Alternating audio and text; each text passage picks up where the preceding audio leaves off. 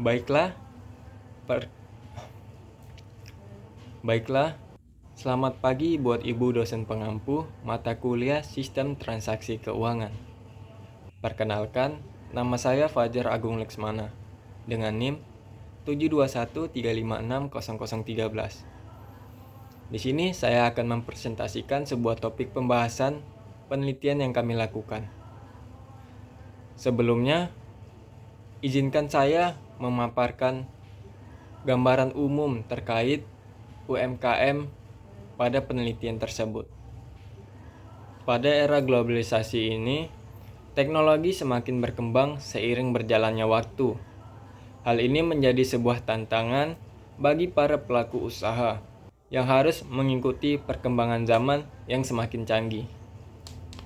Sejak dahulu, penjual dan pembeli melakukan interaksi secara langsung dan melakukan transaksi menggunakan uang tunai atau cash.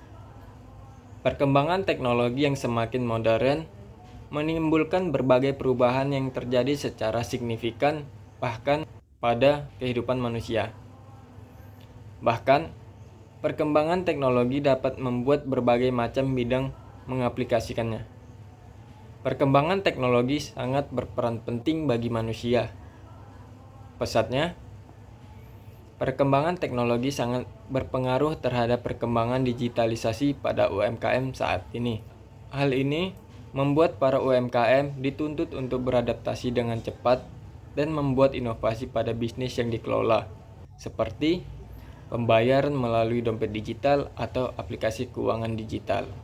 Dikarenakan kemudahan dalam mengakses suatu informasi dan melakukan transaksi online melalui platform digital seperti menggunakan Kris, mobile banking, Dana, OVO, ShopeePay, dan aplikasi keuangan digital lainnya. Oke, baiklah, langsung saja kita akan masuk kepada materi kita, yang dimana pada poin pertama yaitu judul. Judulnya, Implementasi Pembayaran Digital dan Aplikasi Layanan Keuangan Digital terhadap UMKM Pangkas Pria C2. Berikutnya ada poin berupa tujuan. Tujuannya itu untuk mengetahui seberapa penting teknologi pembayaran digital terhadap UMKM Pangkas Pria C2 dan sejauh mana UMKM Pangkas Pria tersebut paham tentang aplikasi layanan keuangan digital.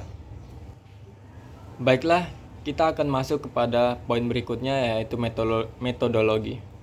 Metodologi yang digunakan adalah kualitatif dengan pendekatan deskriptif, di mana dengan melakukan wawancara pada tanggal 22 November 2023, bertepatan di jam 12 siang, terhadap pemilik dan pelanggan Pangkas Pria C2, untuk memperoleh data yang peneliti butuhkan dan serta memberikan sedikit arahan terkait aplikasi layanan keuangan digital tersebut.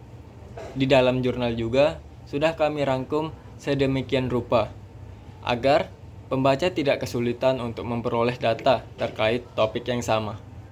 Berikutnya, kita masuk pada pembahasan tentang temuan atau hasil penelitian.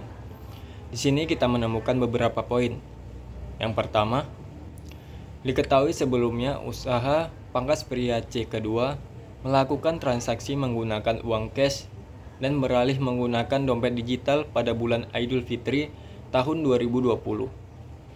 Poin yang kedua, konsumen yang terdata kebanyakan berumur 20-an dan rata-rata menggunakan dompet digital untuk bertransaksi.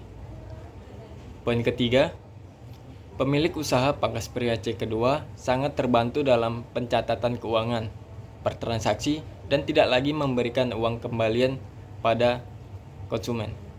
Pembahasan berikutnya yaitu kesimpulan dan saran. Kita akan melihat kesimpulannya terlebih dahulu, yaitu pembayaran digital sangat mempermudah dalam melakukan transaksi dan menciptakan efisiensi pada usaha Pangkas Pria C2. Kemudian kita akan masuk pada saran. Sarannya begini, UMKM ataupun pemerintah kurang melakukan sosialisasi untuk memperkenalkan aplikasi layanan keuangan tersebut kepada masyarakat ataupun konsumen, sehingga ini berdampak pada pendapatan mereka.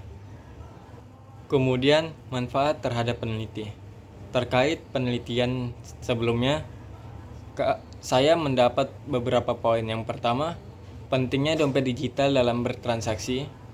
Kemudian, mengetahui dampak positif dan negatif dari teknologi pembayaran digital. Dan terakhir, pentingnya menggunakan aplikasi layanan keuangan dalam dunia bisnis. Mencakup beberapa poin di atas tadi, saya sebagai mahasiswa yang ingin memulai suatu bisnis. Jadi saya beranggapan bahwa pentingnya aplikasi layanan keuangan digital terhadap bisnis kita. Itu membuat bisnis kita menjadi efisiensi waktu ataupun tenaga yang membuat pendapatan suatu bisnis itu meningkat. Oke, baiklah, kita akan masuk kepada pembahasan yang terakhir, yaitu kontribusi terhadap penelitian, di mana saya mempunyai beberapa poin. Yang pertama itu, kontribusi saya dalam penelitian ini adalah analisis data berupa turun ke lapangan. Secara keseluruhan, kontribusi saya sebesar 50% dari 100%, di mana kami melakukan penelitian dan wawancara ini sekaligus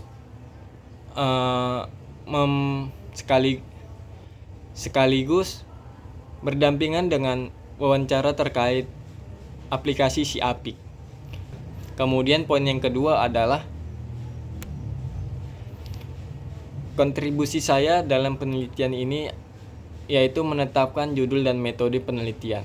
Secara keseluruhan, kontribusi saya sebesar 60% dari 100%, di mana sebelumnya penelitian kami berupa pengaruh dan dengan metode penelitian yaitu kuantitatif, di mana itu akan membuat sulit bagi peneliti. Kemudian kami merubah hal tersebut menjadi judulnya yaitu implementasi dengan metode penelitian yaitu berupa kualitatif dengan pendekatan deskriptif. Kemudian poin yang ketiga adalah kontribusi saya dalam penelitian ini membuat hasil dan pembahasan. Secara keseluruhan, kontribusi saya sebesar 80% dari 100%. Kami membuat jurnal tersebut membagi tugas. Saya mengajukan diri untuk membuat pembahasan, di mana saya membuat pembahasan tersebut sejalan dengan data-data yang kami peroleh di lapangan dan tambahan dari jurnal-jurnal lainnya. Mungkin itu saja yang dapat saya sampaikan. Terima kasih sebelumnya kepada Ibu dosen pengampu. Selamat pagi.